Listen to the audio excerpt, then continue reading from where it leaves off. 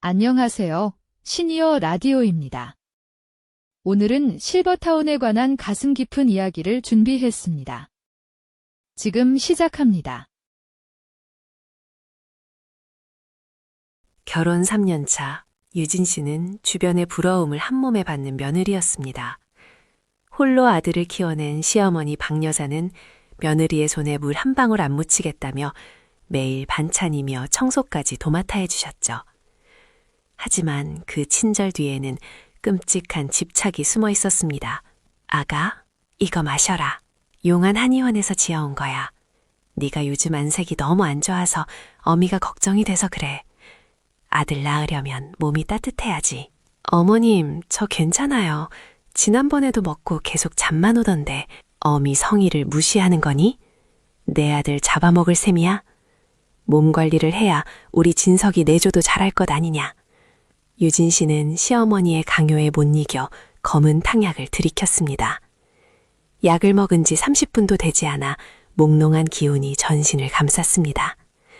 그리고 희미해지는 의식 너머로 박 여사가 아들 진석의 머리를 쓰다듬으며 속삭이는 소리가 들려왔습니다. 우리 아들, 저런 약한 것 탓에 맡겨둘 수 없지. 엄마가 다 해결해 줄게. 우린 영원히 함께 할 거야.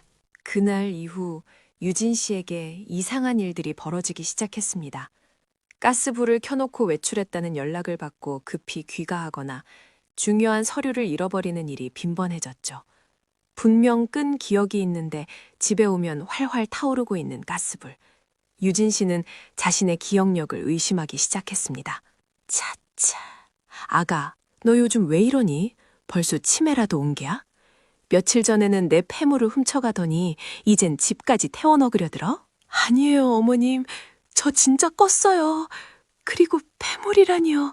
저는 본 적도 없는데. 여보, 당신 요즘 진짜 이상해. 엄마가 CCTV라도 달아야 한다고 했을 때 설마 했는데 당신 기억이 오락가락하는 거 맞아. 병원 좀 가봐. 남편마저 등을 돌리자 유진 씨는 공포에 질렸습니다. 사실 그 모든 것은 유진 씨가 잠든 사이 박 여사가 꾸민 짓이었습니다. 박 여사는 며느리가 잠들면 가스밸브를 열고 며느리의 가방에 자신의 반지를 몰래 넣어두었던 것입니다. 시어머니의 이간질은 치밀했습니다. 유진 씨가 친구를 만나러 가려고 하면 남편에게 며느리가 남자를 만나러 가는 것 같다고 흘렸고 유진 씨에게는 남편이 너를 정신병자로 의심해서 이혼을 준비한다고 거짓말을 했습니다. 진서가 오늘 네 처가 허공에 대고 혼잣말을 하더라. 무서워서 내가 살 수가 있어야지. 칼이라도 들면 어쩌니? 설마 정말 그 정도예요? 내가 거짓말 하겠니? 당장 정신과 상담부터 받게 해라. 네가 힘들면 내가 알아볼게. 아주 좋은 요양병원이 있더라. 집안에서 유진 씨는 철저히 고립되었습니다. 남편은 아내의 말을 믿지 않았고 시어머니가 건네주는 정체불명의 안정제를 먹고 하루 종일 잠만 자게 되었습니다. 유진 씨의 정신은 정말로 피폐해져 갔습니다. 시어머니가 원하는 대로 말이죠. 비극의 그날 밤, 박 여사는 최후의 일격을 준비했습니다. 유진 씨가 과일을 깎으려 과도를 들었을 때 박 여사는 갑자기 비명을 지르며 바닥으로 쓰러졌습니다. 그리고 자신의 팔을 날카로운 무언가로 그어버렸습니다. 악을 쓰며 비명을 지르며 사람 살려! 며느리가 시어미 죽인다! 진서가! 놀라서 칼을 떨어뜨리며 어머님 왜 그러세요? 전 그냥 사과를 뛰쳐나와 유진을 밀치며 너 진짜 미쳤어? 엄마한테 무슨 짓이야? 이년이 눈이 뒤집혀서 나를 찌르려고 했다. 무서워 죽겠다. 당장 내쫓아라. 아니 병원에 쳐넣어. 피를 흘리는 시어머니와 공포에 질린 남편. 유진 씨는 아니라고 소리쳤지만 이미 그녀의 손에는 칼자루가 쥐어져 있었고 상황은 완벽하게 그녀를 가해자로 지목하고 있었습니다. 이것은 강제 입원을 위한 명분이었습니다. 30분도 채 되지 않아 건장한 남자들이 들이닥쳤습니다. 사설 구급대원들이었습니다. 남편은 동의서에 사인을 했고 유진 씨는 영문도 모른 채 결박당했습니다. 여보, 나 아니야. 어머니가 혼자 쓰러지신 거라고. 제발 내 말 좀 믿어줘. 이거 놔. 당신 치료받고 와. 나도 더 이상은 못 참겠어. 그러게 곱게 나갔으며 좋았잖니. 내 아들은 이제 온전히 내 거야. 거기서 썩어 죽거라. 유진 씨의 절규는 닫히는 철문 소리에 묻혔습니다. 구급차 차창 너머로 보인 것은 눈물을 훔치는 척하다가 싸늘하게 미소 짓는 박 여사의 얼굴이었습니다.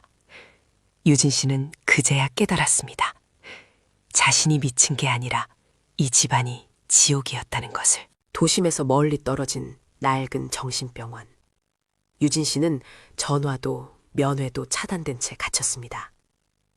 주는 약을 뱉어내며 버티던 어느 날 그녀는 입고 왔던 옷주머니 안쪽 깊숙한 곳에서 작은 녹음기를 발견했습니다. 며칠 전 자신의 기억력을 의심하며 혹시나 해서 넣어두었던 초소형 녹음기였습니다. 떨리는 손으로 재생 버튼을 누르자 사건 당일의 소리가 흘러나왔습니다. 녹음된 소리. 이제 곧 진석이가 올 시간이야. 자, 여기서 비명을 지르고 팔을 그으면 인연은 끝이야. 감히 내 아들을 뺏어가. 유진 씨는 입술을 깨물었습니다. 이것만 있으면 이 지옥을 나갈 수 있었습니다. 그녀는 회진을 도는 간호사 중 가장 어려 보이고 동정심 많아 보이는 간호사에게 쪽지를 건넸습니다. 제발 이 녹음 파일을 제 친정오빠에게 보내주세요. 살해는 얼마든지 하겠습니다. 친정오빠와 변호사가 병원에 들이닥쳤습니다. 병원장은 불법 감금 소송이라는 말에 꼬리를 내리고 유진 씨를 내보내주었습니다. 유진 씨는 즉시 경찰서로 향하지 않았습니다. 대신 남편과 시어머니가 있는 집으로 향했습니다. 마침 그날은 시어머니의 생일잔치가 열리고 있었습니다. 아이고, 알터니가 빠지니 이렇게 집안이 화목하네. 진서가 엄마랑 평생 이렇게 살자. 쾅, 문이 열리고 유진이 들어온다. 당신? 어떻게 나왔어? 녹음기를 식탁 위에 던지며 당신 엄마 생일 선물 가져왔어. 다 같이 들어볼까? 녹음기에서 박 여사의 성특한 자작극 계획과 며느리에게 먹인 약이 환각제 성분이었다는 혼잣말이 울려 퍼지자 집안은 찬물을 끼얹은 듯 조용해졌습니다. 친척들은 경악했고 남편의 얼굴은 사색이 되었습니다. 박 여사는 무고죄와 감금교사, 상해 혐의로 경찰에 연행되었습니다. 조사 결과 그녀가 며느리에게 먹인 것은 불법 마약류 성분이 든 약물이었습니다. 아들을 독점하려는 빗나간 무정이 부른 참극이었습니다. 여보, 내가 잘못했어. 엄마가 설마 그럴 줄은 몰랐어. 한 번만 용서해줘. 몰랐다는 게 더 큰 죄야. 당신은 공범이나 다름없어. 내 인생에서 꺼져. 위자료나 준비해. 유진 씨는 뒤도 돌아보지 않고 집을 나섰습니다. 철창신세가 된 시어머니는 면회온 아들에게 내가 다 너를 위해서 그런 거다라며 울부짖었지만 아들은 말없이 돌아섰습니다. 유진 씨는 이제 누구의 아내도 며느리도 아닌 자신의 이름으로 새로운 삶을 시작했습니다. 그날의 지옥 같았던 기억은 이제 그녀를 더 강하게 만들 뿐입니다. 자식 이기는 부모 없다고들 하죠. 하지만 자식이 부모의 등골을 빼먹다 못해 그 뼈를 부러뜨리려 한다면 그때도 부모는 져져야 할까요? 여기 평생 모은 30억 원대 건물을 아들에게 물려주고 차가운 길바닥으로 내쫓긴 김철수 가명 72세 씨의 사연이 있습니다. 하지만 이 이야기의 끝은 여러분이 상상하는 비극이 아닙니다. 아주 처절하고 통쾌한 복수극입니다. 아범아, 여기가 어디냐? 날이 춥다. 집에 가자. 아이, 노인네 진짜. 냄새나니까 좀 내려보라고요. 잠깐 화장실 좀 다녀올 테니까 여기 꼼짝 말고 있어요. 알았어? 1월의 어느 차가운 겨울밤, 아들 민수는 고속도로 지배소에 치매 기운이 있는 아버지를 내려놓고 그대로 엑셀을 밟았습니다. 백미러로 보이는 아버지는 영문도 모른 채 아들의 차가 멀어지는 쪽을 향해 손을 흔들고 있었죠. 민수는 환호성을 질렀습니다. 드디어 그 지긋지긋한 부양 의무에서 벗어났다고 생각했으니까요. 3일 전 김철수 씨는 아들의 사업자금 요청에 못 이겨 자신의 명의로 든 5층짜리 상가 건물을 아들에게 부담부 증여로 넘겨주었습니다. 아버지, 저 진짜 이번 한 번만 살려주세요. 건물 주시면 평생 아버지 어머니 호강시켜드릴게요. 제가 매일 아침 문안 인사드리고 병원비 다 낼게요. 네? 제발요. 바닥에 머리를 찌으며 울던 효자 아들. 하지만 등기 권리증이 넘어가자마자 그는 돌변했습니다. 요양병원조차 아깝다며 부모를 유기한 폐륜아. 민수는 아버지가 치매 때문에 집도 못 찾아올 거라 믿었습니다. 하지만 민수가 간과한 것이 있었습니다. 아버지는 젊은 시절 산전수전 다 겪으며 자수성가한 사업가였다는 사실을요. 그리고 아버지가 품 안에 꼬깃꼬깃 숨겨둔 종이 한 장의 존재를 말이죠. 3개월 뒤 민수는 법원에서 날아온 소장을 받게 됩니다. 증여 해제 및 소유권 이전 등기 말소 청구 소송. 뭐야? 노망난 노인네가 무슨 소송을 해? 이미 내 명의로 다 넘어왔는데 어쩔 거야? 민수는 코웃음 쳤지만 법정에 들어선 순간 얼어붙고 말았습니다. 휠체어를 타고 있을 줄 알았던 아버지가 멀끔한 정장 차림으로 변호사와 함께 앉아 그를 노려보고 있었기 때문입니다. 사실 아버지의 치매는 초기 증상이었고 약물로 충분히 조절 가능한 상태였습니다. 아버지는 아들의 본성을 시험해보기 위해 더 아픈 척 연기했던 것입니다. 피고는 원고에게 건물을 증여받는 조건으로 매월 생활비 지급 및 부모님 봉양을 약속하는 효도계약서를 작성했습니다. 하지만 이를 이행하지 않고 심지어 존속 유기까지 저질렀으므로 민법 제556조 및 계약조항에 따라 이 증여는 무효입니다. 그렇습니다. 아버지는 증여 직전 공증사무실에서 각서를 하나 받아두었던 것입니다. 부양 의무를 불이행하거나 폐륜 행위를 할 경우 증여한 재산을 즉시 반환한다. 아버지, 제가 잘못했어요. 다시는 안 그럴게요. 저 지금 사업 망하면 길거리에 나앉아요. 길거리에 나앉는 기분이 어떤지 이제 네가 직접 느껴보거라. 내 아들은 그날 휴게소에서 이미 죽었다. 판결은 신속했습니다. 건물은 다시 아버지의 명의로 돌아왔고 민수는 사업부도와 함께 존속 유기 혐의로 형사처벌까지 받게 되었습니다. 여러분, 자식에게 재산을 미리 물려주는 것, 그것은 어쩌면 자식의 효심을 시험하는 위험한 도박일지도 모릅니다. 하지만 꼭 물려줘야 한다면 효도계약서라는 안전장치는 반드시 걸어두십시오. 그것이 당신과 자식을 모두 지키는 길입니다. 아이고, 허리야. 오늘도 어김없이 신음소리와 함께 눈을 뜹니다. 창밖은 아직 어스름한 새벽인데 제 몸은 마치 물먹은 솜처럼 천근만근이네요. 옆에서 고온히 자고 있는 우리 손주 녀석, 천사 같지요. 자는 모습만 보면 세상 근심이 다 사라지는 것 같습니다. 그런데 말입니다. 이제는 이 예쁜 녀석이 깨어나는 게 무서워요. 제가 올해로 67입니다. 남들은 은퇴하고 여행 다니고 꽃구경 다닐 나이에 저는 다시 육아 전쟁터에 뛰어든 지 벌써 5년째입니다. 아들 내외가 맞벌이 한다고 대출금 갚으려면 엄마가 좀 도와달라고 사정사정해서 시작한 일이었지요. 처음엔 그래 내 새끼들 고생하는데 내가 좀 희생하자 싶었습니다. 핏덩이 같은 손주 남의 손에 맡기는 것도 불안했고요. 그런데 하루 이틀도 아니고 5년입니다. 5년. 10kg가 넘는 아이를 하루 종일 안고 업고 밥 먹이고 씻기고 제 손목에는 24시간 파스가 붙어있고 무릎 연골은 다 닳아서 계단 오르내리기도 힘듭니다. 지난주에는 정형외과 의사 선생님이 그러시더군요. 어머니 이러다 진짜 큰일 납니다.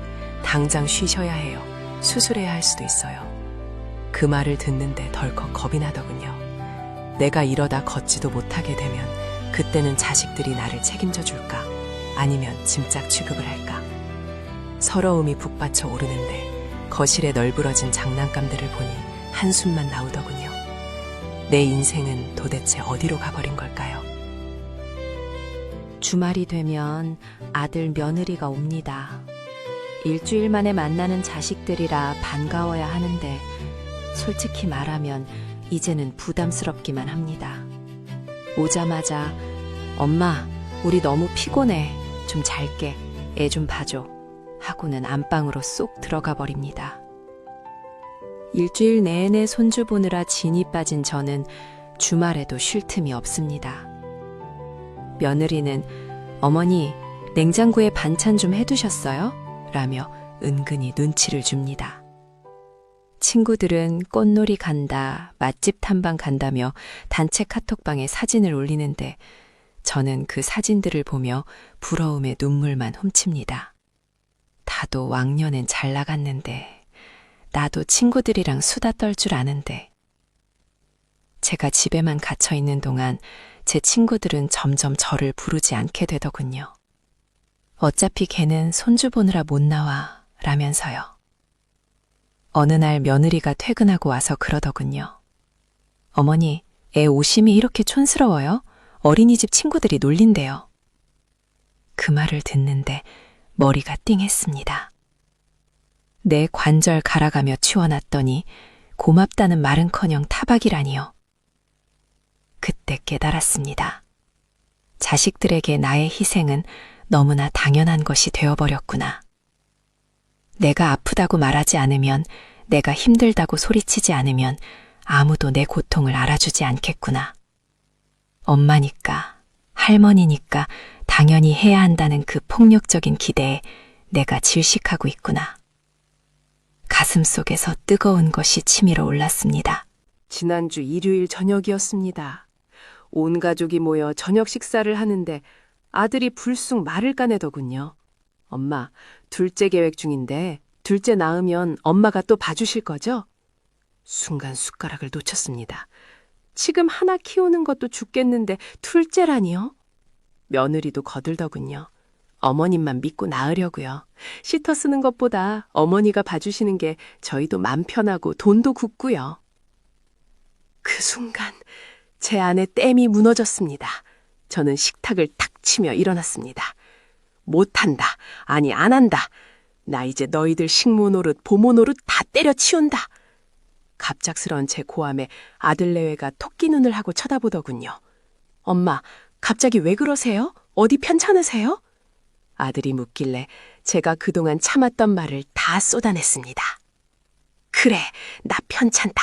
온몸이 다 쑤시고 아파서 밤에 잠도 못 잔다. 니들 돈 아끼라고 내 몸 축나는 건 생각 안 하니? 나도 내 인생이 있어. 나도 친구 만나고 싶고 늦잠 자고 싶고 여행 가고 싶다.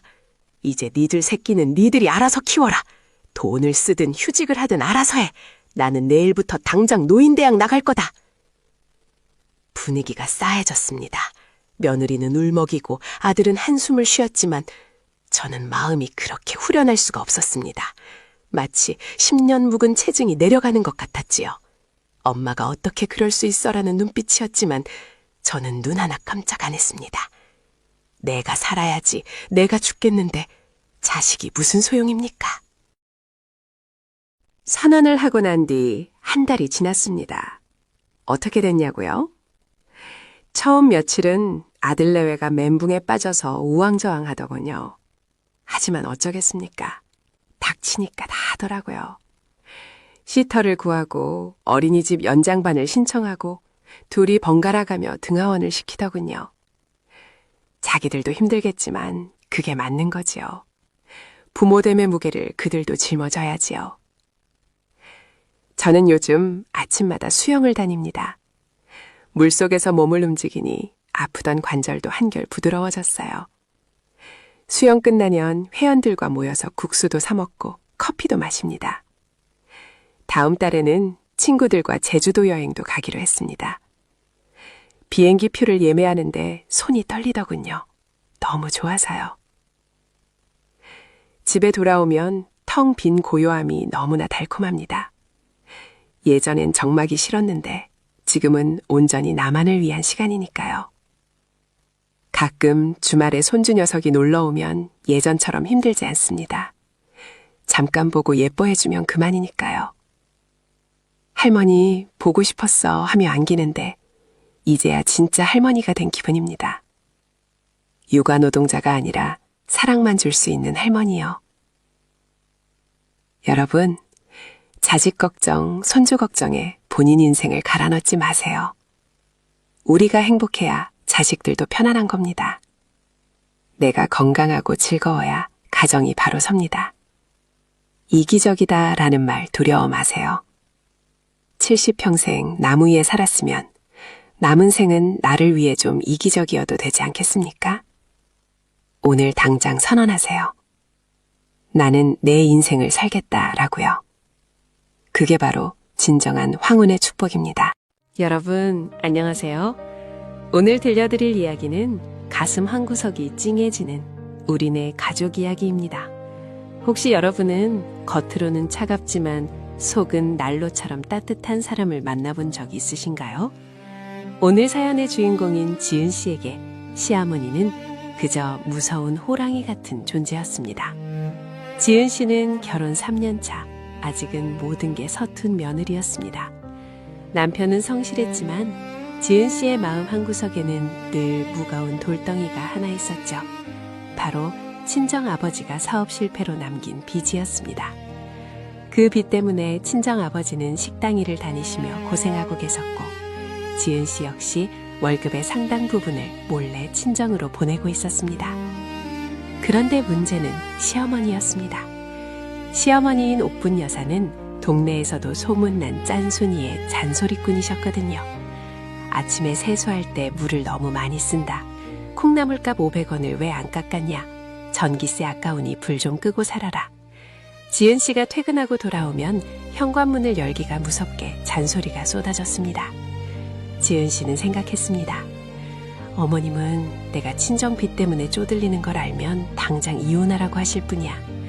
그래서 더더욱 움츠러들었고 시어머니의 눈치를 보느라 집에서도 발뒤꿈치를 들고 다녀야 했습니다.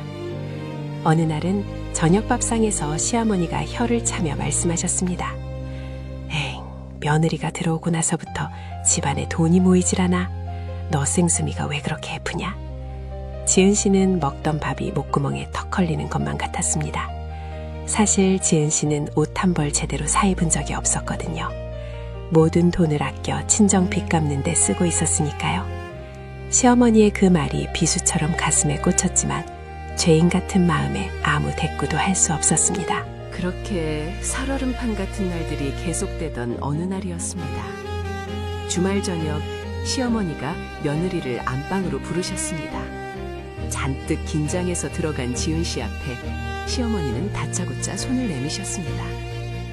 너 다음 달부터 내 월급 통장 나한테 맡겨라. 지은 씨는 귀를 의심했습니다. 네? 어머니 그게 무슨... 너 돈 관리할 줄 모르지? 내가 알뜰하게 모아서 집 넓혀줄 테니까 군말 말고 가져와. 생활비는 내가 매달 용돈으로 줄 테니까. 지은 씨는 눈앞이 캄캄해졌습니다. 월급 통장을 뺏기면 친정에 돈을 보낼 수가 없게 되니까요. 사정해봤지만 시어머니는 요지부동이었습니다. 싫으면 이 집에서 나가라. 으름장을 놓는 시어머니 앞에서 지은 씨는 결국 눈물을 머금고 통장과 도장을 넘겨줄 수밖에 없었습니다. 그날 밤 지은 씨는 이불을 뒤집어 쓰고 소리 죽여 울었습니다. 남편에게 하소연을 해봐도 우리 엄마가 돈 관리는 확실하니까 믿어봐 라는 속 편한 소리뿐이었습니다. 지은 씨는 시어머니가 원망스러웠습니다. 친정 사정 뻔히 알면서 어떻게 이러실 수가 있어. 내가 굶어 죽어도 친정 빚은 못 갚아주겠다는 건가. 서러움이 복받쳐 올랐습니다. 그 후로 지은 씨의 생활은 더욱 비참해졌습니다. 시어머니는 매달 딱 차비와 점심값 정도만 용돈으로 주셨습니다.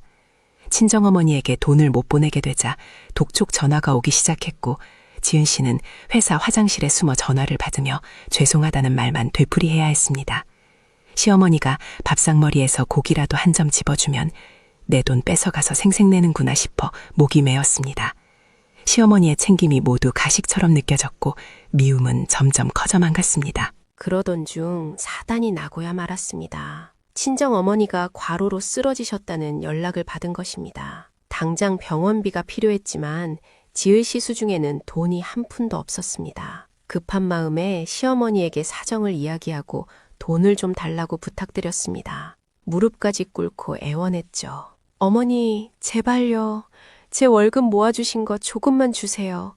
친정엄마가 병원에 계세요. 하지만 시어머니의 반응은 냉담했습니다. 돈 없다. 묶어놔서 못 뺀다. 네 친정일은 네 친정 식구들이 알아서 하라고 해라. 그 순간 지은 씨의 이성이 끊어지고 말았습니다. 그동안 참아왔던 서름이 폭발한 것이죠. 어머니, 정말 너무하세요. 그 돈이 어떤 돈인데 제가 피땀 흘려 번 돈이잖아요. 어떻게 며느리 친정엄마가 쓰러졌다는데 눈 하나 깜짝 안 하세요? 지은 씨는 소리를 지르며 방문을 쾅 닫고 들어가 버렸습니다. 거실에서는 시어머니의 한숨소리가 들려왔지만 지은 씨는 듣고 싶지 않았습니다. 사람도 아니야. 피도 눈물도 없는 노인네. 지은 씨는 짐을 싸서 당장이라도 집을 나가고 싶었지만 갈 곳도 없고 돈도 없어 그저 방바닥을 치며 올 뿐이었습니다. 다음 날 아침 시어머니는 아무 일 없었다는 듯 밥상을 차리셨지만 지은 씨는 쳐다보지도 않고 출근했습니다. 며칠 동안 집안에는 냉기가 흘렀습니다. 시어머니가 말을 걸어도 지은 씨는 단답형으로 대꾸하거나 피했습니다. 그런데 이상하게도 그날 이후 시어머니가 자주 외출을 하셨습니다. 지은 씨는 내 돈으로 맛있는 거 사드시러 다니나 보다 하고 비꼬아 생각했습니다. 시어머니가 검은 비닐봉지를 들고 들어오실 때마다 그 속이 궁금했지만 자존심 때문에 물어보지 않았습니다. 그렇게 오해의 골은 깊어만 갔습니다. 일주일 뒤 시어머니가 갑작스러운 복통을 호소하며 응급실에 실려가셨습니다. 급성 맹장염이었습니다. 수술은 잘 끝났지만 며칠 입원을 해야 했습니다.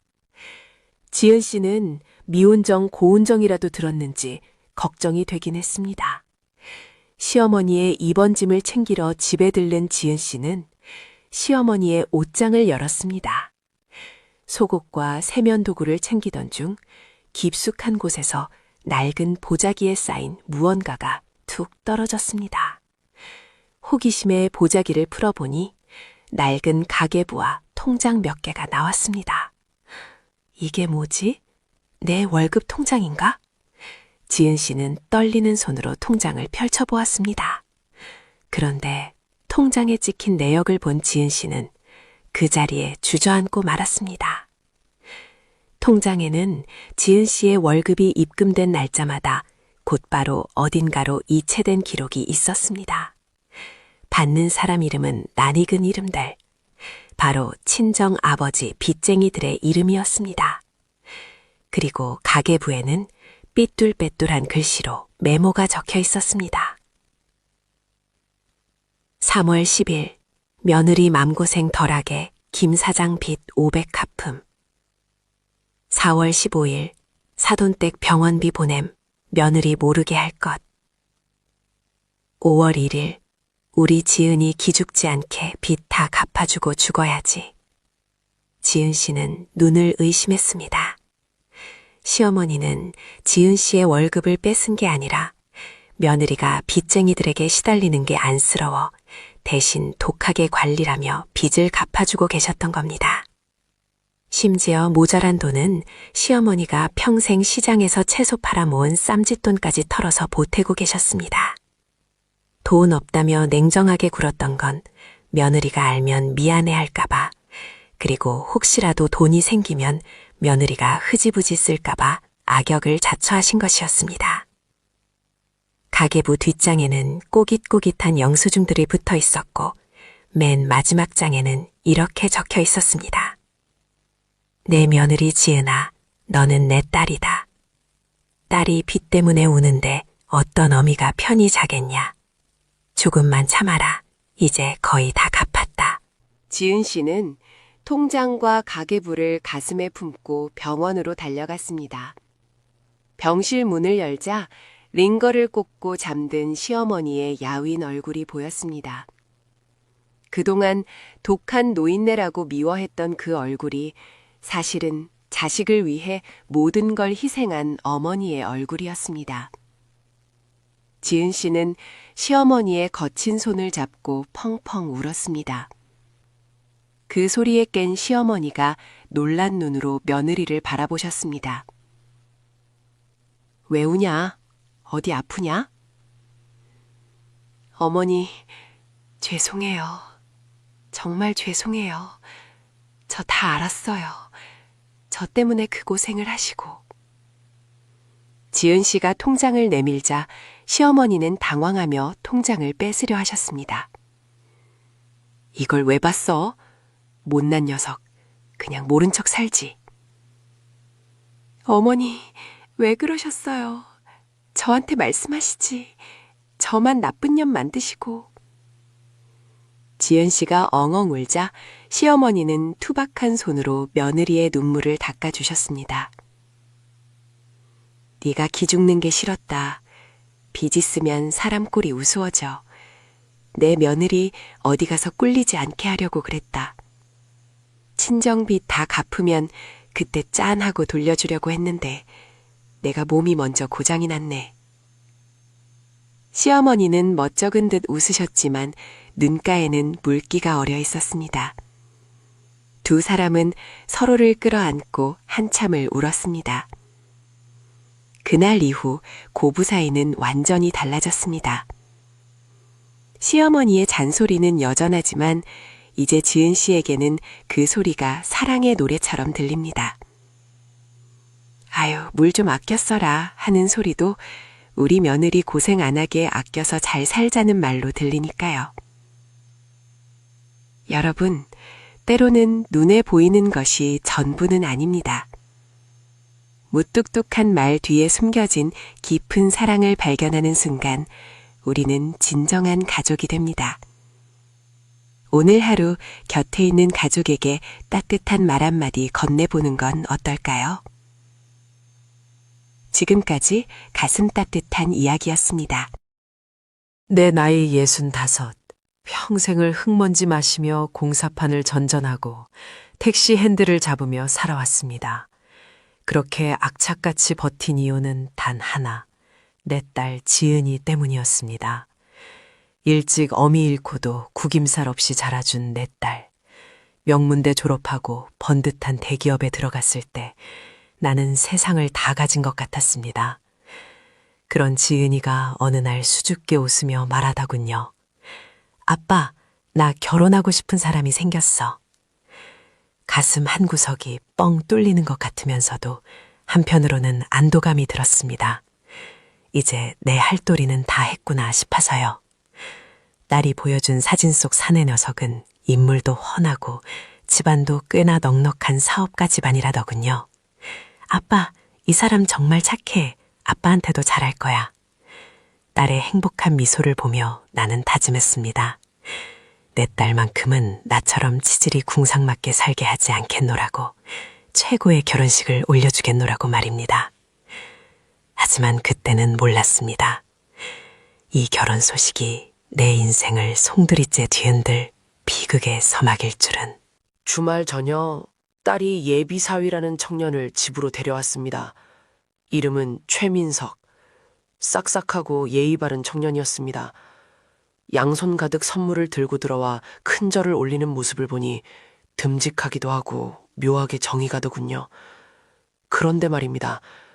녀석의 얼굴을 가만히 뜯어보는데 자꾸만 기시감이 들었습니다. 어디선가 본 듯한 눈매, 웃을 때 입꼬리가 살짝 올라가는 저 표정. 분명 처음 보는 얼굴인데 왜 이렇게 낯이 익은 걸까요? 자네 부친께서는 무슨 사업을 하시나? 내 물음에 민석군은 별거 아니라며 웃어넘겼지만 건설 자재 납품을 크게 했었다는 말에 심장이 덜컥 내려앉았습니다. 30년 전 내 인생을 나락으로 떨어뜨렸던 그 사건이 떠올랐기 때문입니다. 에이, 설마 세상에 건설업 하는 사람이 한둘인가?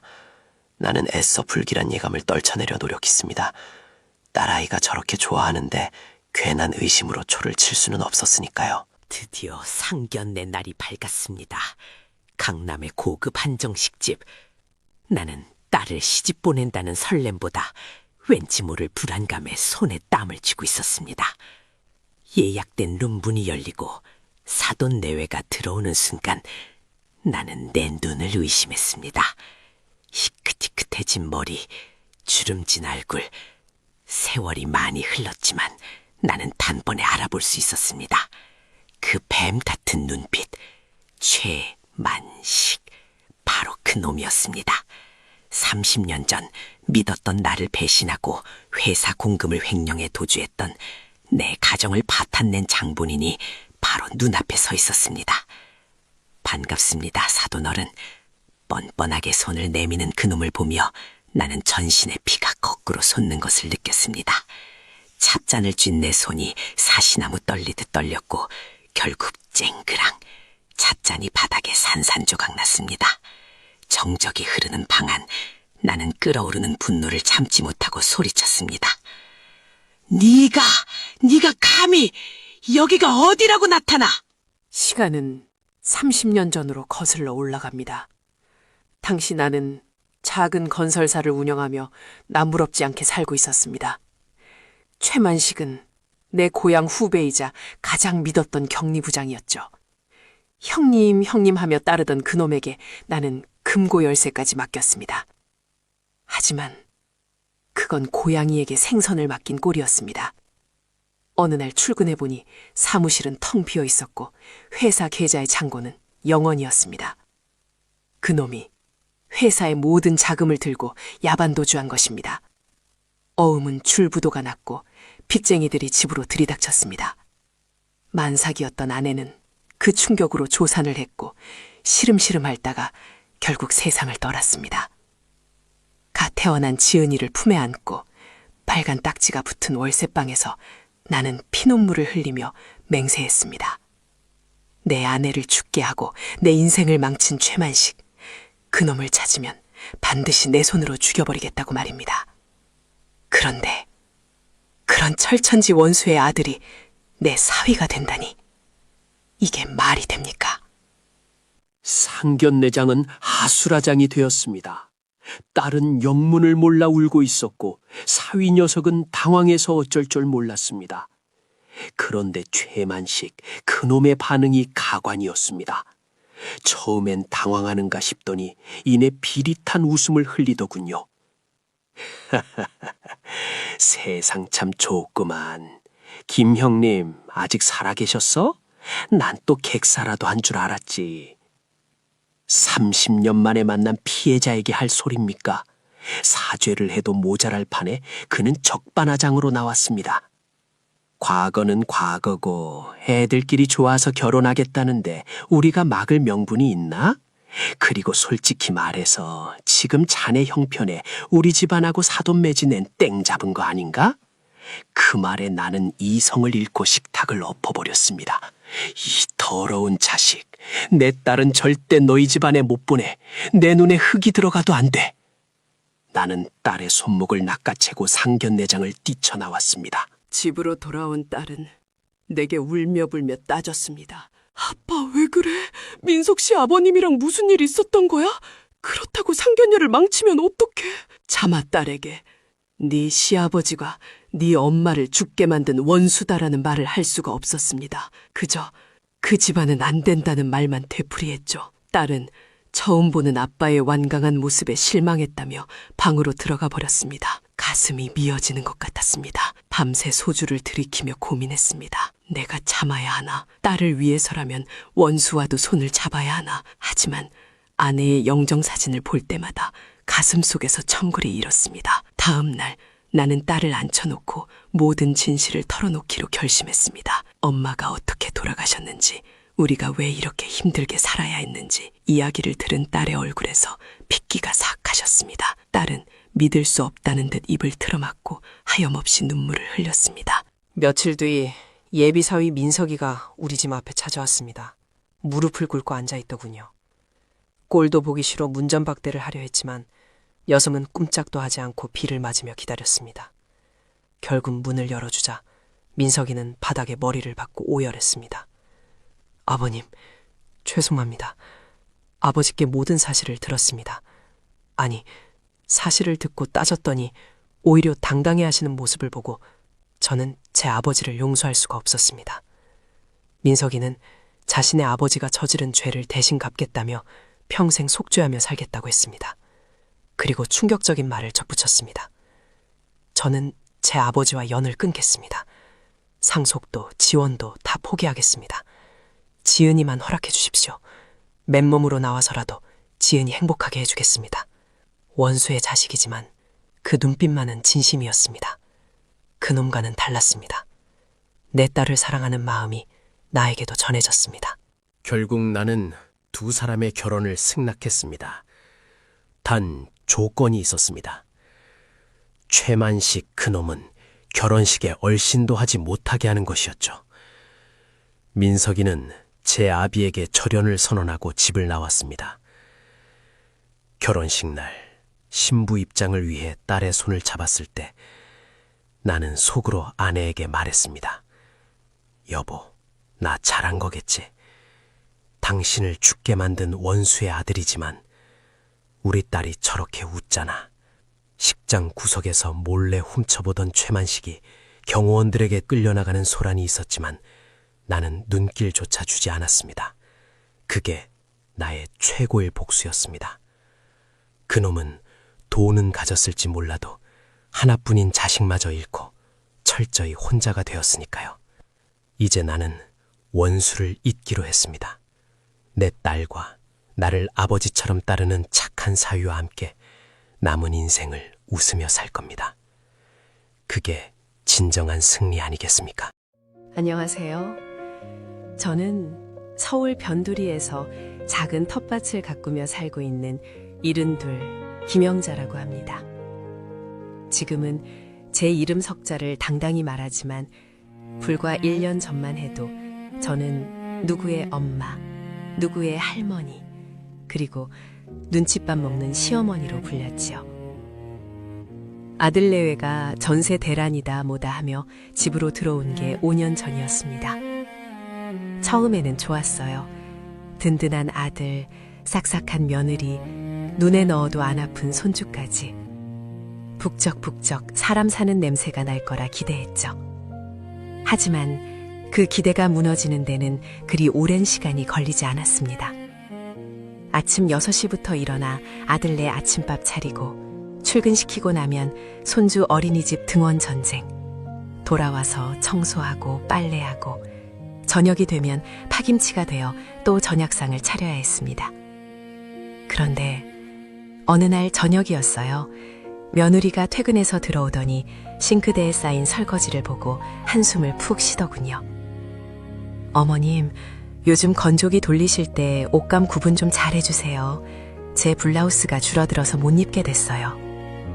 고맙다는 말 대신 타박이라니 가슴 한구석이 서늘해지더군요. 그때는 몰랐습니다. 그 작은 균열이 제 인생을 송두리째 바꿀 지진의 전조였다는 것을요. 한 집살이가 길어질수록 저는 점점 투명인간이 되어갔습니다. 거실에서 텔레비전 소리를 조금만 키워도 방문이 닫히는 소리가 들렸고 주말에 김치찌개라도 얼큰하게 끓이면 아이 매워서 못 먹는데 라며 며느리는 배달음식을 시켰습니다. 가장 비참했던 건 제 집 명의는 엄연히 남편과 제 공동 명의인데도 마치 제가 얹혀 사는 듯한 기분이 든다는 거였어요. 남편은 그저 좋은 게 좋은 거다, 네가 참아라 하며 뒷짐만 지고 있었죠. 어느 날 친구 모임에 나갔다가 늦게 들어온 날이었어요. 현관문을 여는데 거실에서 하호호 웃음소리가 들리더군요. 아들, 며느리, 손주가 치킨을 시켜 먹으며 즐겁게 웃고 있었습니다. 제가 들어서자마자 웃음소리가 뚝 끊기고 정적이 흘렀습니다. 오셨어요? 식사 안 하셨죠? 남은 거 좀 드실래요? 식탁 위에 널브러진 닭뼈들 사이로 남은 치킨 몇 조각. 그 순간 제 안에 무언가가 툭 하고 끊어지는 소리가 들렸습니다. 저는 그 자리에 주저앉아 통곡을 할 수도 소리를 지를 수도 없었습니다. 대신 방으로 들어가 문을 잠그며 생각했죠. 이건 아니다.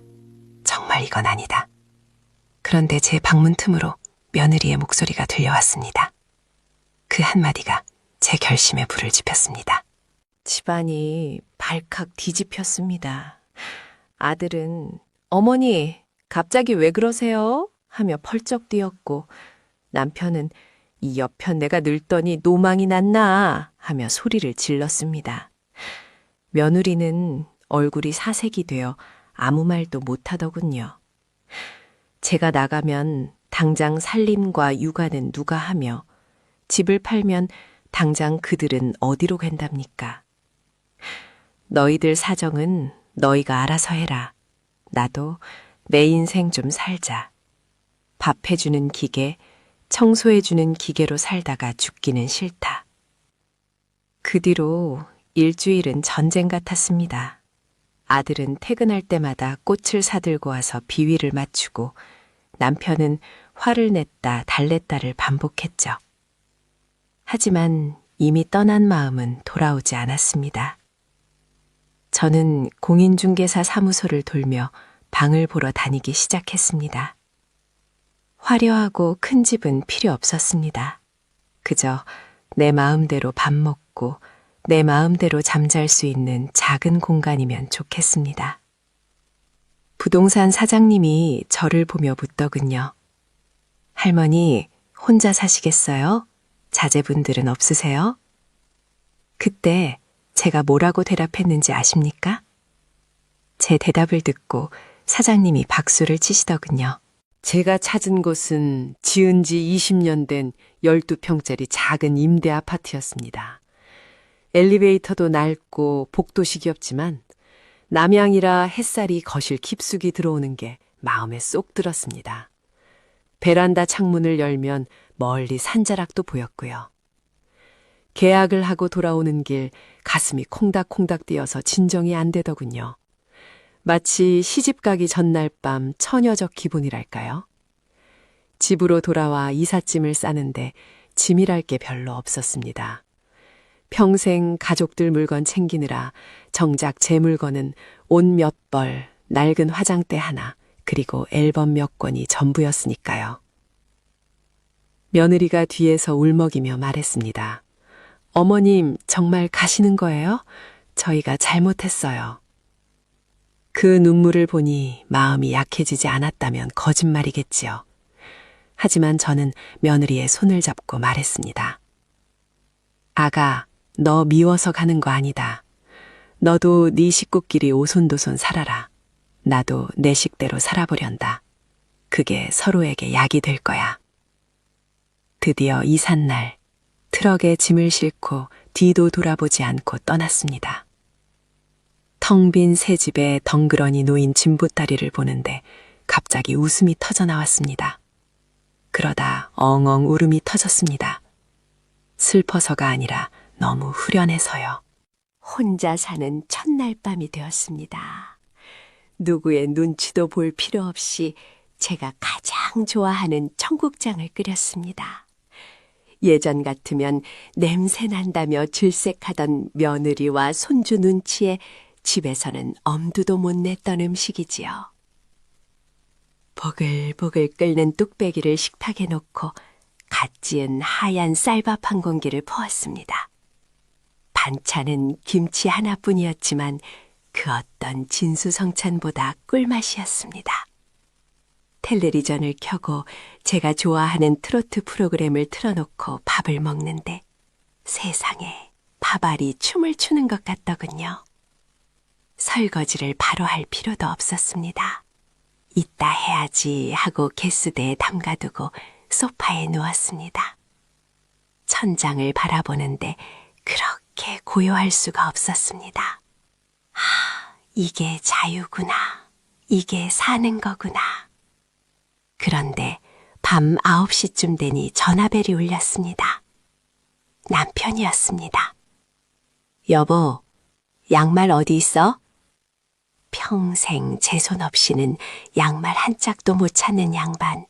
저는 웃으며 한마디 쏘아붙이고 전화를 끊어버렸습니다. 물론 처음부터 마냥 좋기만 한 건 아니었습니다. 일주일쯤 지나니 문득 집안의 정적이 무겁게 느껴지더군요. 밤에 자다가 깼는데 너무 조용해서 덜컥 겁이 나기도 했고요. 내가 잘한 짓인가? 늙어서 이게 무슨 청승인가 하는 생각이 스멀스멀 올라왔습니다. 하지만 저는 그 외로움을 즐기기로 했습니다. 동네 문화센터에 등록해서 그동안 배우고 싶었던 수채화를 시작했습니다. 붓을 들고 도화지에 색을 입히는데 제 마음에도 예쁜 색깔이 입혀지는 것 같았어요. 또 아침마다 공원을 산책하며 저와 비슷한 처지의 친구들도 사귀었지요. 알고 보니 저처럼 자식들 다 출가시키고 혼자 사는 나홀로 할머니들이 꽤 많더군요. 우리는 공원 벤치에 앉아 커피 한 잔 마시며 수다를 떨었습니다. 시집살이 40년 했으면 됐지 뭘 더해 하며 서로 맞장구 치다 보면 시간 가는 줄 몰랐습니다. 어느 날은 그림을 그리다가 거울을 봤는데 제 얼굴이 확 피었더군요. 미간에 잡혀있던 주름이 옅어지고 입꼬리가 올라가 있었습니다. 남편이랑 살 때는 비싼 화장품을 발라도 칙칙하던 얼굴이 말이죠.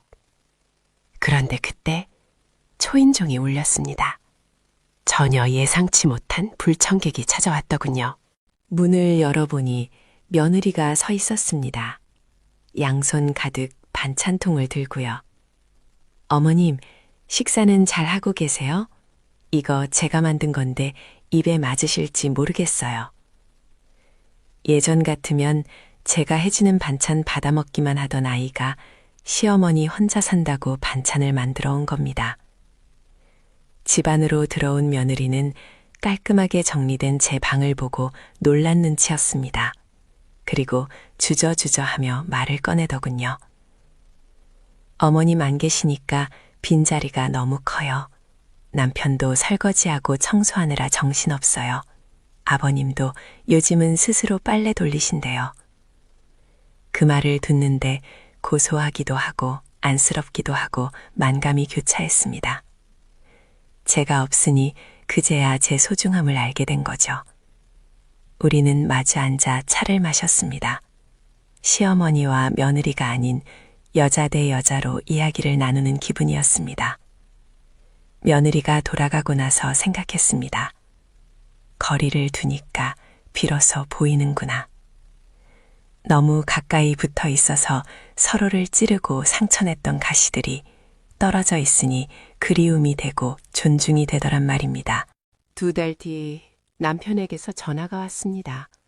밥이나 함께 하자. 오랜만에 만난 남편은 살이 좀 빠져 보였지만 표정은 전보다 편안해 보였습니다. 식당에서 밥을 먹는데 남편이 쑥스러운 듯 봉투 하나를 내밀더군요. 생활비였습니다. 당신 고생 많았어. 내가 그동안 너무 무심했지. 혼자 살아보니까 당신 빈자리가 크더라. 그래도 당신 얼굴이 좋아 보여서 다행이네. 무뚝뚝한 경상도 남자가 평생 처음으로 건넨 사과이자 고백이었습니다. 우리는 다시 합치지는 않기로 했습니다. 대신 일주일에 한 번씩 만나 밥도 먹고 영화도 보며 데이트를 하기로 했지요. 결혼 생활 45년 만에 우리는 부부에서 연인 같은 사이가 되었습니다. 집안일과 의무에 치여 서로를 미워하던 부부가 아니라 서로의 삶을 존중하고 응원해주는 친구 같은 사이 말이죠. 이게 바로 요즘 말하는 진정한 조론이 아닐까요? 지금 저는 그 어느 때보다 행복합니다. 아침에 일어나면 오늘은 뭘 그릴까, 뭘 해먹을까 행복한 고민을 합니다. 자식들도 주말에 한 번씩 놀러 오는데 제가 해주는 밥을 당연하게 여기지 않고 어머니 고생하셨어요, 맛있어요 하며 감사할 줄 알게 되었습니다. 제 이야기를 듣고 계신 여러분, 혹시 가족이라는 이름 때문에 나 자신을 희생하고 계시지는 않나요? 내가 참으면 다 편하다라고 생각하며 속을 썩이고 계시지는 않나요? 절대 그러지 마세요. 내 행복이 먼저입니다. 내가 행복해야 자식도 보이고 남편도 보입니다. 72세인 저도 해냈습니다. 여러분이라고 못할 것 없습니다. 늦었다고 생각할 때가 가장 빠를 때입니다. 부디 용기 내세요. 문을 열고 밖으로 나오세요. 그 문 밖에는 여러분이 잊고 살았던 찬란한 내 인생이 기다리고 있으니까요. 지금까지 김영자의 홀로서기 이야기였습니다. 감사합니다. 사람들은 저를 신데렐라라고 불렀습니다. 중소기업 대리의 딸이 국내 굴지의 태양건설 외아들과 결혼했으니까요. 하지만 그 구두가 유리구두가 아니라 발을 옥죄는 족쇄라는 걸 깨닫는 데에는 하루도 걸리지 않았습니다. 예, 너 혼수 이게 다니? 내 친정 수준 알만하다. 어디서 이런 싸구려를? 당장 내다 버려!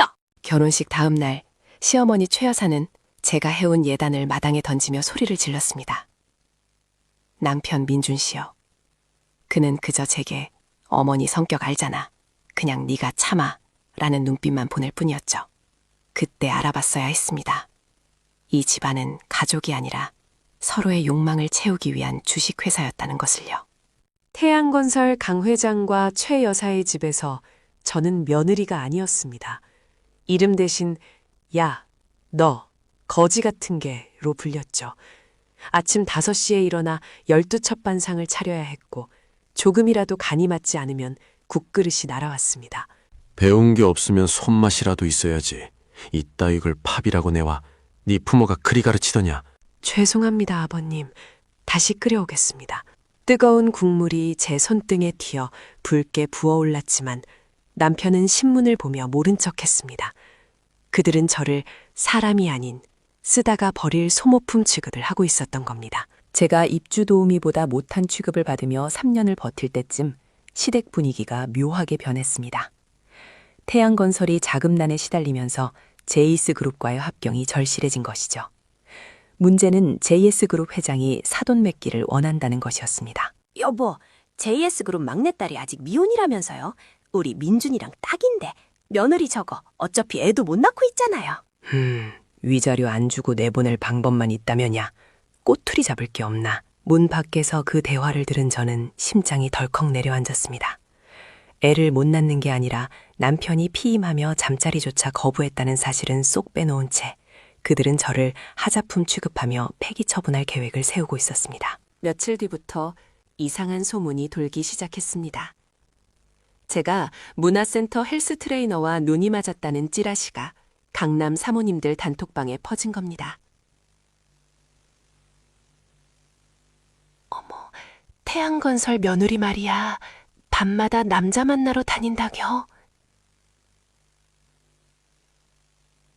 세상에, 얌전한 고양이 부뚜막에 먼저 올라간다더니 시부모님이 불쌍해서 어째. 마트에서도 미용실에서도 사람들이 수군거렸습니다. 알고 보니 그 소문의 진원지는 바로 제 시어머니 최 여사였습니다. 그녀는 자신의 며느리를 환양년으로 만들어 이혼의 귀책 사유를 저에게 뒤집어 씌우려 했던 겁니다. 저는 남편에게 매달렸습니다. 당신은 알지 않냐고 내가 그럴 사람 아니라는 거 말해달라고요. 하지만 돌아온 대답은 비수보다 날카로웠습니다. 지수야, 아니 땐 굴뚝에 연기 나겠어. 어머니가 오죽하면 그러시겠니. 나도 요즘 너 의심스러워. 우리 그냥 정리하자. 남편은 이미 JS그룹 딸과 선을 보고 오는 길이었습니다. 그의 셔츠 깃에 묻은 낯선 립스틱 자국. 그 순간 제 안의 무언가가 툭 하고 끊어졌습니다. 아, 이들은 고쳐 쓸 수 있는 사람들이 아니구나. 저는 그날 밤 눈물을 닦고 서재로 들어갔습니다. 호랑이 굴에 들어갔으면 호랑이 가죽이라도 벗겨 나와야죠.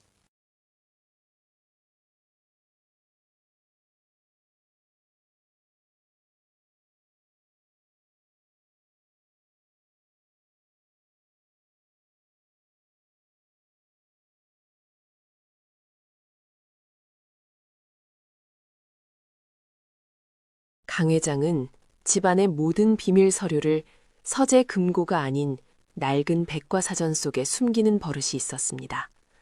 가장 안전한 곳은 가장 눈에 띄는 곳이라는 그의 지론 때문이었죠. 제가 3년 동안 서재 청소를 도맡으며 알아낸 유일한 약점이었습니다. 찾았다. 페이퍼 컴퍼니 시부모는 송금내역, 제게 이혼 서류를 의원 뇌물 들이밀었습니다. 리스트, 이 그리고 자료는커녕 탈세 제가 장부, 바람을 피웠으니 태양건설의 친정집을 주춧돌을 뽑아버릴 수 있는 정신적 피해 보상을 핵폭탄급 하는 증거들이 제 손에 적반하장 들어왔습니다. 당장 저는 도장 찍고 나가. 떨리는 손으로 안 장부를 그러면 네 복사하고 부모가 콩밥 먹는 걸 원본은 보고 다시 싶니? 그 자리에 꽂아 너희 주었습니다. 아버지 회사 우리 아직은 한마디면 때가 공중분해되는 거 아니었으니까요. 알지? 알겠어요. 나갈게요. 대신 마지막으로 가족 모임 한 번만 하게 해주세요. 정식으로 사죄드리고 나가겠습니다. 저는 고개를 숙인 채 떨리는 척 연기했습니다. 그들은 승리감에 도취되어 흔쾌히 승낙했죠. 그 자리가 자신들의 장례식장이 될 줄은 꿈에도 모른 채 말입니다. D-Day. 시댁 거실에는 JS그룹 회장 부부까지 초대되어 화기애애한 분위기였습니다. 저를 내쫓기도 전에 새 며느리 될 사람을 인사시키는 자리였죠. 저는 하녀처럼 주스를 나르며 타이밍을 기다렸습니다. 어허, 강 회장님 댁 며느리가 그렇게 행실이 나빴다면서요? 정리는 잘 된 겁니까? 아, 그럼요. 빈몸으로 쫓겨나서 지금쯤 어디 가서 울고 있겠죠. 우리 민준이랑 따님 결혼만 성사되면 아버님, 그 말씀 책임지실 수 있으세요? 제가 옷을 갈아입고 거실 중앙으로 걸어 나오자 장내가 찬물을 끼얹은 듯 조용해졌습니다. 제 손에는 빔 프로젝터 리모컨이 들려 있었죠. 벽면 가득한 스크린에 영상이 재생되었습니다. 불륜 증거? 아니요. 강 회장이 유령 회사를 통해 비자금을 조성하는 통화 녹음과 최 여사가 며느리 불륜 누머를 퍼뜨리라고 심부름센터에 지시하는 카톡 내용이었습니다. 이게 뭐야? 저거 안 꺼? 당장 끄란 말이야. 강 회장, 이게 무슨 소리요? 비자금이라니. 게다가 멀쩡한 며느리를 모함해? JS 회장님, 따님을 이런 사기꾼 집안에 시집 보내시게요? 이 장부 사본 이미 국세청과 검찰에 넘어갔습니다. 저는 탁자 위에 붉은 장부 사본을 던졌습니다. 강 회장의 얼굴이 흙빛으로 변하며 비틀거렸습니다. 그 순간 현관문이 부서질 듯 열리며 경찰과 검찰 수사관들이 들이닥쳤습니다. 제가 미리 제보해둔 덕분이었죠. 강성훈 씨, 최미자 씨, 특정경제범죄 가중처벌법 위반 및 무고죄 혐의로 긴급 체포합니다. 지수야, 이거 오해야. 내가 설명할게. 우리 부부잖아. 부부? 당신이 내 칫솔 하나까지 쓰레기통에 버리라고 했다며? 우린 이미 끝났어. 당신도 공범인 거 알지? 남편이 제 바짓가라미를 잡고 매달렸지만 저는 차갑게 뿌리쳤습니다. 3년간 흘린 제 눈물값 이제야 제대로 받는 기분이었습니다. 태양건설은 상장 폐지 위기에 몰렸고 강 회장과 최 여사는 구속되었습니다. 남편 민주는 빚더미에 앉아 노숙자나 다름없는 신세가 되었죠. 며칠 전 구치소에서 최 여사가 보낸 편지가 왔습니다. 지수야, 내가 잘못했다. 한 번만 용서해주면 안 되겠니? 우리가 숨겨둔 땅이 있는데 그거 넣어줄게. 제발 합의 좀 해다오. 숨겨둔 땅? 그것도 이미 압류 들어갔는데 아직 모르시나 보네. 저는 편지를 북북 찢어 쓰레기통에 버렸습니다.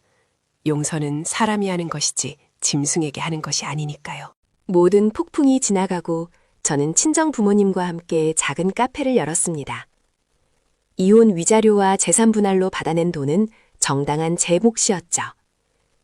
가끔 뉴스에서 수의를 입은 전 시부모의 얼굴이 나오면 저는 채널을 돌리며 향긋한 커피를 내립니다. 엄마, 오늘 날씨 참 좋다, 그치? 네, 이제야 제 인생에도 진짜 태양이 떴습니다. 억울한 누명도 고된 시집살이도 없는 오롯이 저만을 위한 따뜻한 햇살 말입니다. 여러분도 혹시 억울한 일을 당하고 계신가요? 참지 마세요. 준비하고 기다리고 때가 되면 확실하게 갚아주세요. 저처럼요. 여러분, 안녕하십니까? 오늘 여러분께 들려드릴 이야기는 조금 무거울 수도, 하지만 어쩌면 우리 모두의 이야기일지도 모릅니다. 평생을 성실하게 그저 가족 굶기지 않겠다고 앞만 보고 달렸던 한 남자가 있습니다. 은퇴 후 이제 좀 편안히 살아볼까 하던 찰나였죠. 몸이 좀 찌뿌둥해서 찾아간 병원. 의사 선생님은 너무나 담담한 목소리로 말했습니다. 마음의 준비를 하시는 게 좋겠습니다. 길어야 6개월입니다. 그 순간 남자의 세상은 소리를 잃었습니다. 멍하니 진료실을 나와 복도 의자에 앉았는데 창밖의 햇살이 너무나 야속하게 눈부시더랍니다. 집에 돌아와 아내의 얼굴을 보는데 목구멍에서 뜨거운 것이 울컥 올라와 아무 말도 할 수가 없었지요. 여보, 나 좀 아프대. 그 한마디를 뱉는 게 세상 어떤 일보다 힘들었습니다. 평생 고생만 시킨 아내, 이제 좀 호강시켜주려 했는데 남은 시간이 고작 반년이라니요. 그날 밤 부부는 서로를 부둥켜 안고 밤새 울었습니다. 억울해서 울고 미안해서 울고 다가올 이별이 무서워서 울었습니다. 하지만 새벽녘 남자는 결심했습니다. 이대로 병원에서 링거줄에 매달려 시들어갈 수는 없다고 말이죠. 남자는 다음 날부터 신변 정리를 시작했습니다.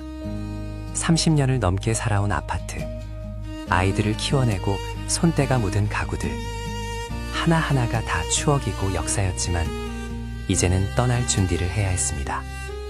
집을 내놓고 가재도구를 정리하면서 남자는 묘한 해방감을 느꼈습니다. 아, 내가 이것들을 지키려고 그렇게 아등바등 살았나. 아내는 처음엔 반대했습니다. 당신 몸도 성치 않은데 길바닥에서 어떻게 지내려고 그래요. 치료받아야죠. 하지만 남자의 눈빛이 너무나 간절했습니다. 여보, 병원에서 천장만 보고 누워있다가 가고 싶지 않아. 당신이랑 맛있는 거 먹고 좋은 거 보면서 그렇게 가고 싶어. 내 마지막 소원이야. 결국 아내도 고개를 끄덕였습니다. 통장에 있던 노후 자금과 집한 돈을 합쳐 튼튼한 중고 캠핑카를 한 대 샀습니다. 그리고 남은 돈은 아이들에게 조금 나눠주고 나머지는 여행 경비로 쓰기로 했죠. 평생 짊어지고 있던 가장이라는 무거운 짐, 집이라는 족쇄를 풀어버린 순간이었습니다. 통장은 가벼워졌지만 마음은 깃털처럼 가벼워졌습니다. 드디어 출발하는 날, 캠핑카에 시동을 거는데 심장이 20살 청년처럼 쿵쾅거렸습니다. 운전대를 잡은 손에 땀이 찼죠. 내비게이션에 목적지를 찍지 않았습니다.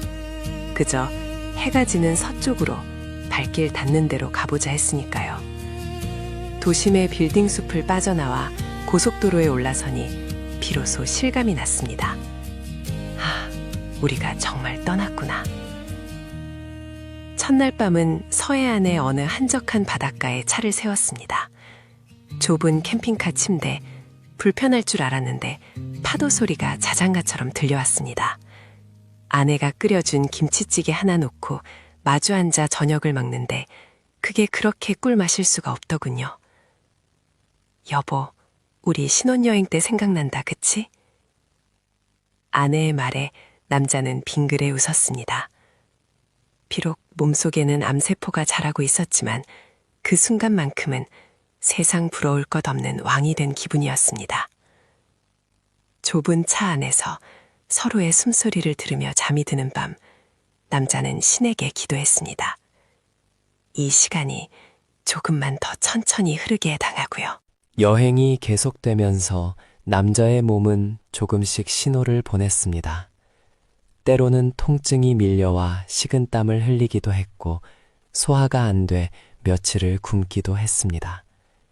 그럴 때마다 부부는 숲속 깊은 곳이나 계곡 옆에 차를 세우고 며칠이고 쉬었습니다. 신기한 일이죠. 병원에서는 진통제를 맞아도 아프던 것이 울창한 나무 아래서 맑은 공기를 마시니 조금씩 가라앉는 것 같았습니다. 지리산 자락 어느 계곡에 머물 때였습니다. 흐르는 물소리를 듣고 있는데 문득 그런 생각이 들더랍니다. 물은 바위에 부딪혀도 불평하지 않고 그저 흘러가는구나. 나도 저 물처럼 가면 되는 것을. 자연은 아무 말 없이 남자를 안아주었습니다. 억울함도 분노도 자연의 거대한 품 안에서는 아주 작은 먼지처럼 느껴졌습니다. 아내는 숲에서 나무를 캐와 반찬을 만들고 남자는 의자에 앉아 흔들리는 나뭇잎을 바라보며 생애의 마지막 수업을 받고 있었습니다. 자연만큼 훌륭한 의사도 스승도 없다는 것을 깨달으면서 말이죠. 어느 날은 젊은 시절 아내와 데이트를 했던 강촌의 옛길을 찾아갔습니다. 강산이 서너 번은 변했으니 옛 모습은 온데간데 없었지만 그 공기와 냄새는 기억 속에 그대로였습니다. 여보, 저기 저 기찻길 기억나? 당신이 나 업고 걷다가 넘어졌잖아. 아내가 까르르 웃으며 옛 이야기를 꺼냅니다. 주른진 알글에 홍조가 되니 영락없는 20살 색시 같았습니다. 우리는 그곳에서 낡은 기타를 꺼내 들었습니다. 손가락이 굳어 코드를 잡는 것도 힘들었지만 젊은 날 즐겨 부르던 노래를 함께 불렀습니다. 지나가는 사람들이 이상하게 쳐다봐도 상관없었습니다. 우리는 지금 70대 노인이 아니라 꿈 많고 사랑 뜨거웠던 20대 청춘으로 돌아가 있었으니까요. 죽음이 가까워질수록 과거의 기억들은 더 선명하고 아름답게 다가왔습니다. 후회만 가득한 줄 알았던 내 인생에도 이렇게 반짝이는 순간들이 있었구나. 남자는 노래를 부르며 남몰래 눈물을 훔쳤습니다. 그건 슬픔의 눈물이 아니라 살아온 날들에 대한 감사의 눈물이었습니다. 여행이 중반을 넘어서자 남자의 기력은 눈에 띄게 떨어졌습니다. 운전대를 잡는 시간보다 조수석이나 침대에 누워있는 시간이 더 많아졌죠. 그때부터 캠핑카의 운전사는 아내가 되었습니다. 장롱면허라 겁이 많던 사람이 남편을 위해 기꺼이 그 큰 차를 몰기 시작한 겁니다. 밤새 통증으로 뒤척일 때면 아내는 불평 한마디 없이 남자의 손과 발을 주물러 주었습니다. 미안해, 고생만 시켜서. 남자의 힘없는 말에 아내는 고개를 저으며 말합니다. 당신 내 남편이잖아. 평생 당신이 나 지켜줬는데 이제 내가 당신 지켜줄 차례지. 그 말을 듣는데 가슴이 미어지더랍니다. 평생 무뚝뚝하게 대했던 아내, 사랑한다는 말 한마디 따뜻하게 못해준 게 사무치게 후회되었습니다. 신이 나에게 준 가장 큰 선물은 돈도 명예도 아닌 바로 내 옆에 있는 이 사람이었음을. 남자는 아내의 거친 손을 잡고 다짐했습니다. 남은 시간 단 1분 1초라도 이 사람을 위해 웃어주겠다고. 당신이 있어 내 인생은 참으로 아름다웠노라도 말해주겠다고. 캠핑장을 돌다 보니 참 다양한 사람들을 만났습니다. 은퇴하고 전국 일주를 아는 또래 부부부터 답답한 도시를 떠나온 젊은이들까지. 처음 보는 사이인데도 캠핑장에서는 밥 한 공기, 김치 한 쪽 나누며 금세 친구가 되더군요. 남자는 그들에게 자신의 병을 숨기지 않았습니다. 오히려 담담하게 시한부 이야기를 털어놓으며 젊은이들에게 꼰대 같은 조언 대신 진심 어린 부탁을 했습니다. 나중으로 미루지 마세요. 사랑도, 여행도, 행복도. 나중은 없을지도 모릅니다. 그 말을 듣고 눈물을 글썽이던 한 청년이 생각납니다. 그 청년은 다음 날 부모님께 전화 한 통 드려야겠다며 고맙다고 인사를 건넸습니다. 누군가에게 내 마지막 깨달음을 전해줄 수 있다는 것. 그것 또한 삶을 마무리하는 과정에서 얻은 큰 기쁨이었습니다. 내 인생은 여기서 멈추겠지만 나의 이야기가 누군가의 가슴 속에서 다시 피어난다면 그것으로 족하다고 생각했습니다. 길 위에서 우리는 서로의 스승이었습니다. 어느 비 오는 오후, 남자는 차 안에서 자식들에게 남길 편지를 썼습니다. 얼굴 보고는 차마 하지 못했던 말들을 하얀 종이 위에 꾹꾹 눌러 담았습니다. 사랑하는 아들, 달아. 아버지는 이제 긴 여행을 마칠 준비를 하고 있다. 너희를 키울 때 너무 엄하게만 했던 것 같아 미안하구나. 더 많이 안아주고 더 많이 칭찬해 줄 걸. 사는 게 바쁘다는 핑계로 너희들의 사춘기를, 그 예쁜 성장 과정을 제대로 지켜보지 못한 게 한이 되는구나. 글씨는 자꾸만 삐뚤어졌고 종이는 눈물 자국으로 얼룩졌습니다.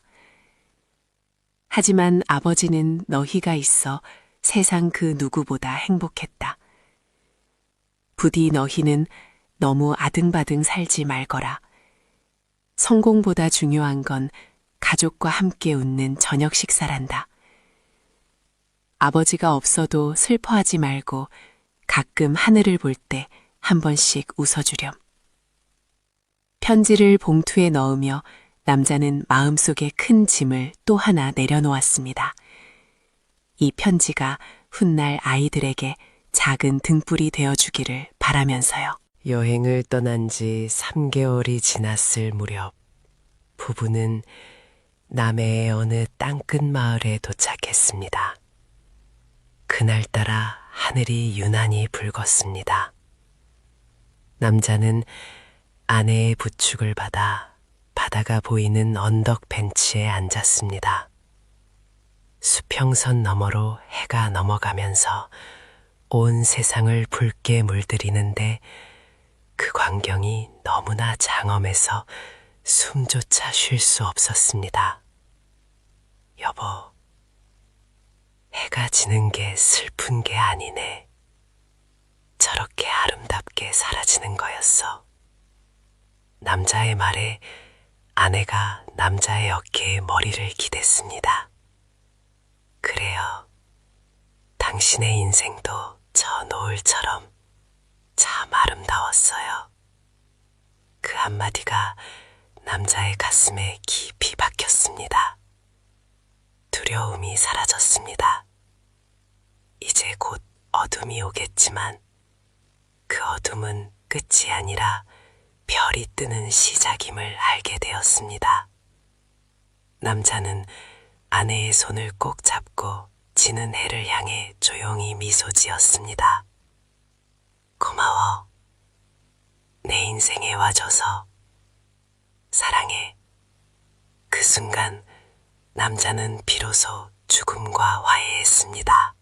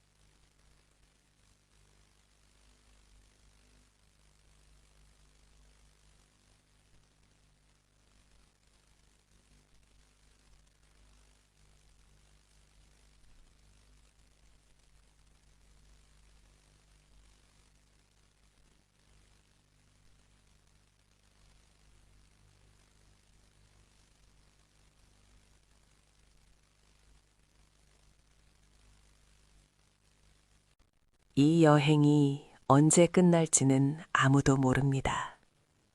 어쩌면 내일 당장 쓰러질 수도, 기적처럼 조금 더 이어질 수도 있겠지요. 하지만 결과는 중요하지 않습니다. 중요한 건 우리가 지금 이 순간 함께 숨쉬고 사랑하고 있다는 사실입니다. 암 선고는 저에게 사형 선고가 아니라 진짜 인생을 살 수 있는 기회를 준 초대장이었습니다. 여러분, 지금 망설이고 계신가요? 하고 싶은 말이 있는데 참고, 가고 싶은 곳이 있는데 미루고 계신가요? 그러지 마십시오. 우리에게 다음은 영원히 오지 않을 수도 있습니다. 지금 당장 사랑하는 사람의 손을 잡으세요. 그리고 떠나세요. 마음이 시키는 대로. 저의 이 마지막 기록이 여러분의 삶에 작은 용기가 되었기를 바랍니다. 저는 이제 다시 길을 떠납니다. 제 생의 마지막 주유소가 어디일지 모르지만 그곳까지 웃으며 가겠습니다. 모두 행복하십시오. 안녕히. 여러분, 안녕하세요. 오늘 하루는 편안하셨나요? 따뜻한 차 한 잔 곁에 두고 제 이야기를 한번 들어보시겠어요? 제 이름은 김영순, 올해로 7순이 되었습니다. 남편을 일찍 먼저 보내고 시장통에서 장사하며 홀로 아들 하나를 번듯하게 키워냈죠. 제 입에 들어가는 것보다 아들 입에 들어가는 게 더 좋았고 내 옷 한 벌 사는 것보다 아들 책 한 권 사주는 게 기쁨이었던, 네, 저도 대한민국 평범한 엄마였습니다. 아들이 장가들 때 제가 평생 모은 돈을 탈탈 털어 전세금을 보태줬을 때도 저는 그저 뿌듯하기만 했어요. 이제 내 할도리는 다 했다 싶었거든요. 그런데 며느리가 들어오고 나서부터 묘한 기류가 흐르기 시작하더군요. 처음엔 살갑게 굴던 며느리가 아이를 낳고 나니 자꾸만 저에게 의지하려 드는 겁니다. 물론 할머니로서 손주봐주는 거 예쁘죠. 하지만 주말마다, 아니 평일 저녁까지 불쑥불쑥 찾아와 아이를 맡기고는 자기들끼리 영화를 보러 가거나 쉬러 가버리는 일이 잦아졌습니다. 그러던 어느 날이었어요. 칠순잔치를 앞두고 가족끼리 식사하는 자리에서 며느리가 대뜸 이러는 겁니다. 어머니 댁 현관 비밀번호 좀 알려주세요. 저희가 급할 때나 어머니 편안 치실 때 바로바로 가볼 수 있게요. 요즘 다들 공유하고 살잖아요. 아들 녀석도 옆에서 거들더군요. 맞아요, 엄마. 우리가 자주 들러서 반찬도 챙겨드리고 청소도 해드릴게요. 키 주시면 편하잖아요. 순간 가슴이 철렁했습니다. 겉으로는 저를 위한 말 같았지만 그 눈빛에서 저는 읽을 수 있었어요. 제 집을, 제 공간을, 아니 어쩌면 제가 가진 마지막 남은 노후 자금까지도 그들이 관리하고 싶어 한다는 것을요. 제 친구 중에도 자식들에게 열쇠 맡겼다가 냉장고까지 털리고 결국엔 빈털터리가 되어 요양원으로 간 친구가 있었거든요. 그 친구의 눈물 젖은 얼굴이 스쳐 지나갔습니다. 저는 숟가락을 내려놓고 떨리는 손을 무릎 아래로 감췄습니다. 그리고 생각했죠. 이건 아니다. 여기서 밀리면 내 남은 인생은 없다. 정적이 흐르는 식탁에서 제가 입을 열었습니다. 평소 같으면 그래, 너희 편한 대로 해라 했을 저였지만 이번엔 달랐어요. 비밀번호는 알려줄 수 없다. 내 집 열쇠는 내가 관리한다. 제 말에 며느리 눈이 동그랗게 커지더군요. 아들이 당황해서 아니 엄마, 우리가 남이에요? 왜 그렇게 정색을 하세요? 하고 따져 묻더라고요. 저는 물 한 모금을 마시고 천천히 하지만 또렷하게 말했습니다. 너희가 남이라서가 아니다. 내가 나라서 그런다. 나는 내 밥숟가락 놓는 그날까지 내 공간에서 내 방식대로 살고 싶다. 너희가 불쑥불쑥 들어오는 것도 싫고 내 살림살이가 너희 편의대로 옮겨지는 것도 싫다. 며느리는 얼굴이 불그락푸르락해져서는 어머니, 저희는 어머니 걱정돼서 그런 건데 너무 하시네요. 섭섭해요. 라며 눈물까지 글썽이더군요. 예전 같으면 그 눈물에 마음이 약해졌겠지만 이번엔 독하게 마음먹었습니다. 섭섭함은 잠깐이지만 내 노후의 존엄은 영원히 잃어버릴 수 있으니까요. 섭섭할 거 없다. 대신 나도 너희 집 기밀번호 묻지 않으마. 너희도 너희 식구끼리 오순도순 살아라. 그리고 앞으로 주말에 예고 없이 아이 맡기러 오는 것도 그만해라. 나도 내 인생이 있고 내 친구들 만나야 하고 내 취미생활 해야 한다. 그날 식사는 엉망이 되었고 아들 내외는 씩씩거리며 돌아갔습니다. 텅 빈 집에 혼자 남았는데 웬걸요. 외롭거나 슬프기는커녕 가슴 한구석이 뻥 뚫린 듯 시원했습니다. 두려웠던 건 자식과의 불화가 아니라 나 자신을 잃어버리는 것이었다는 걸 그제야 깨달았죠. 저는 바로 다음 날 동네 문화센터에 가서 노래교실과 댄스 스포츠를 등록했습니다. 그리고 평생 아끼느라 사보지 못했던 화사한 립스틱도 하나 샀습니다. 거울 속에 비친 제가 낯설면서도 꽤 괜찮아 보이더군요. 그렇게 한 달, 두 달, 아들 내외와는 냉전이 이어졌습니다. 전화도 뜸하고 발길도 끊겼지요. 주변에서는 그러다 자식하고 연 끊긴다며 걱정했지만 저는 흔들리지 않았습니다. 오히려 그 시간에 저는 제 삶을 즐겼습니다. 댄스 스포츠 동호회에서 새 친구들도 사귀고 틈틈이 모은 돈으로 제주도 여행도 다녀왔습니다. 제가 행복해지니 몸도 건강해지고 얼굴색도 좋아졌지요. 그러던 어느 날 아들이 찾아왔습니다. 예전처럼 당당하게 문을 열고 들어오는 게 아니라 초인종을 누르고 제가 문을 열어줄 때까지 밖에서 기다리더군요. 손에는 제가 좋아하는 홍시가 들려 있었습니다. 멋쩍게 들어온 아들이 그러더군요. 엄마, 죄송해요. 우리가 너무 우리 생각만 했어요. 엄마도 엄마 인생이 있는 건데. 며칠 전에 친구 어머니가 재산 다 물려주고 요양원 가셨다는 얘기 듣고 엄마 생각이 많이 났어요. 엄마가 그렇게 건강하게 당당하게 지내시는 게 우리한테도 더 좋은 일인데. 며느리도 뒤이어 들어와 고개를 숙였습니다. 어머니, 죄송해요. 제가 너무 철이 없었어요. 이제 어머니 시간 방해하지 않을게요. 그날 우리는 오랜만에 정말 따뜻한 저녁을 먹었습니다. 제가 돈주머니가 아니라 집 지키는 사람이 아니라 김영순이라는 한 사람으로서 존중받는 느낌이었습니다. 열쇠를 주지 않은 건 제 집을 지키기 위함이기도 했지만 결국 우리 가족의 건강한 관계를 지키기 위한 선택이었습니다. 여러분, 자식 이기는 부모 없다지만 때로는 부모가 이겨야 자식도 바로 섭니다. 내 인생의 주인은 나 자신입니다. 70세, 80세가 되어도 그 열쇠만큼은 절대 남에게 넘겨주지 마세요. 그것이 돈이든 마음이든 말입니다. 오늘 제 이야기가 여러분의 마음에 작은 용기가 되었으면 좋겠습니다. 남은 하루도 여러분 자신을 위해 가장 행복하게 보내세요. 안녕하세요. 저는 서울 변두리에서 평생을 가족만 바라보고 살아온 72 박영순입니다. 남편 먼저 보내고 안 먹고 안 입어가며 키운 아들이 장가갈 때 제 명의의 집을 팔아 아들네 아파트 보태주고 합가를 했지요. 손주 봐주는 낙으로 산다고 스스로를 위로했지만 사실 저는 그 집의 투명 인간이자 무급 파출부였습니다. 어느 날 오후였습니다. 친구들을 초대했다며 며느리가 분주하더군요. 저는 눈치껏 방에 들어가 죽은 듯이 있었습니다.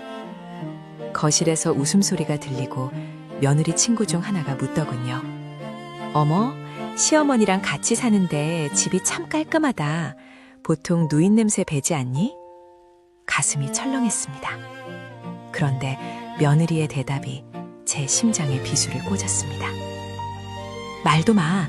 그래서 내가 어머니 방 문틈을 테이프로 막을까도 생각했다니까? 환기시켜도 그 특유의 퀴퀴한 냄새가 거실까지 나오는 것 같아서 스트레스 받아 죽겠어. 손에 쥐고 있던 묵주가 바닥으로 툭 떨어졌습니다. 며느리에게 저는 그저 치워버리고 싶은 냄새나는 짐이었던 겁니다. 그날 밤 아들이 들어와서 며느리 눈치를 보며 제게 말하더군요. 엄마, 미안한데 친구들 오면 찜질방이라도 좀 가 계시면 안 돼요? 그 순간 제 안에 무언가가 툭 끊어졌습니다. 평생을 바친 내 사랑이, 내 희생이 고작 냄새로 치부되다니요. 저는 그날 밤 잠들지 못했습니다. 그리고 새벽녘 장롱 깊숙이 숨겨두었던 통장을 꺼냈습니다. 남편이 남겨준 사망보험금과 제가 틈틈이 모은 비상금, 꽤 큰 돈이 찍혀 있었죠. 저는 결심했습니다. 내 인생 여기서 끝낼 순 없다.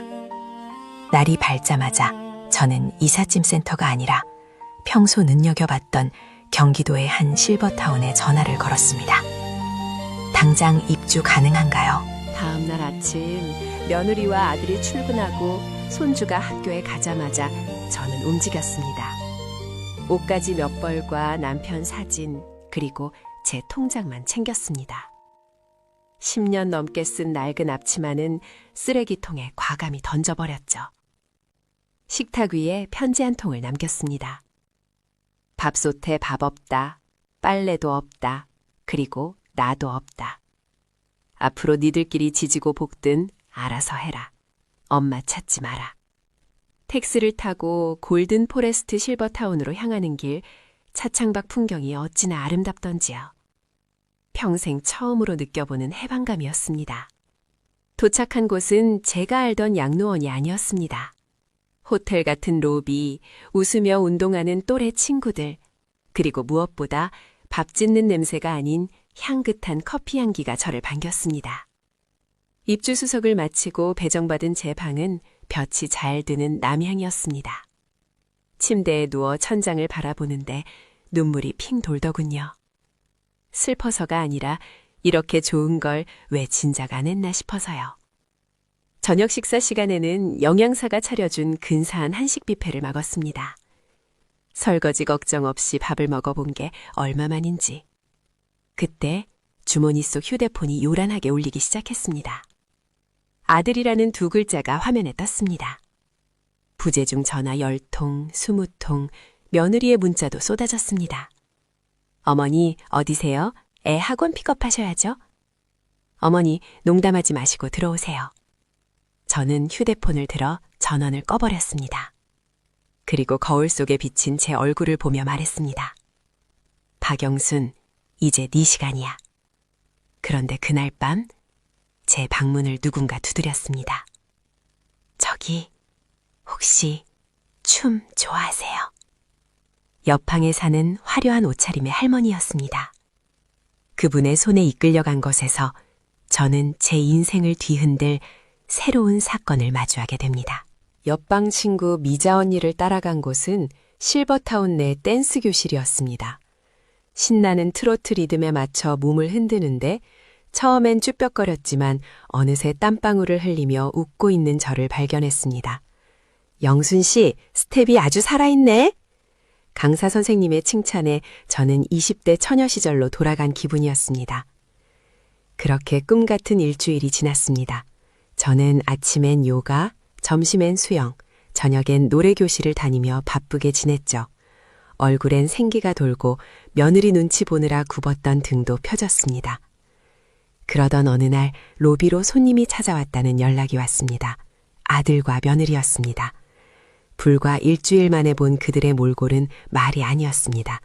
아들은 와이셔츠가 구겨져 있었고 늘 풀메이크업을 하던 며느리는 다크서클이 턱 밑까지 내려와 있었죠.